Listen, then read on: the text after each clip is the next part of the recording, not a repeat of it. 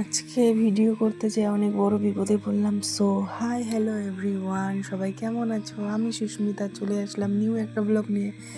দিয়ে সকালে উঠে বাসি বাসি কাম সেরে চা বানিয়ে খেয়ে বরমশাই রেডি হয়েছে, অফিস চলে যাবে। তো আমিও এদিকে তাড়াতাড়ি আবার ঘরে কাম ঠাম সেরে তাতে চটপট রান্না বসিয়ে দিলাম, কারণ বরমশাই চলে আসবে দুপুরে খেতে।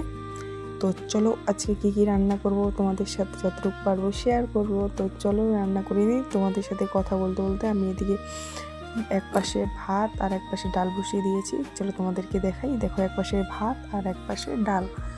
তো চলো কী কী রান্না করবো তোমাদের সাথে শেয়ার করি। প্রথমে তো আমি পাঁপড় ভেজে নিলাম, তারপরে এখন বেগুন আর পটলটা আস্তে আস্তে ভেজে নিব। তো আজকে যখন আমি রান্না করতেছিলাম 10টার দিকে সকাল, তো তখন না সেই বৃষ্টি পড়তেছিল। তো চলো তোমাদেরকে দেখাই কীরকম ওয়েদারটা। তো দেখেছো ওয়েদারটা। এখানে গরু কে বা বেঁধে গেছে, আমি দেখিনি, বাইন্দা থিয়া গেছে গা। তো তোমাদের সাথে শেয়ার করলাম। তো দেখো এদিকে ঘড়ি কাটায় 12টা 12:30 বাজে, বরমশাই ভিজে চলে আসছে, খিদে পেয়েছে। তো আজকে বিগ ডে ছিল না, তার জন্য তাড়াতাড়ি করে চলে আসছে বরমশাইকে খেতে দিই। তার পাশে আমিও বসে পড়েছিলাম, সেই খিদে পেয়েছিল।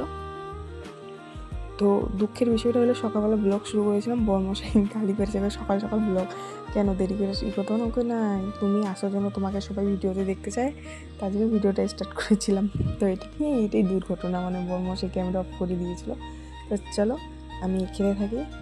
তো আজকে ছিল মেনুতে দেখেছি বেগুন ভাজা, পটল ভাজা, আলু ভাজা, ডাল, পাঁপড় ভাজা ছিল আর লেবু। তো চলো আমি খেতে থাকি। আজকে ব্লগটা এতটুকুই। So tata guys, by.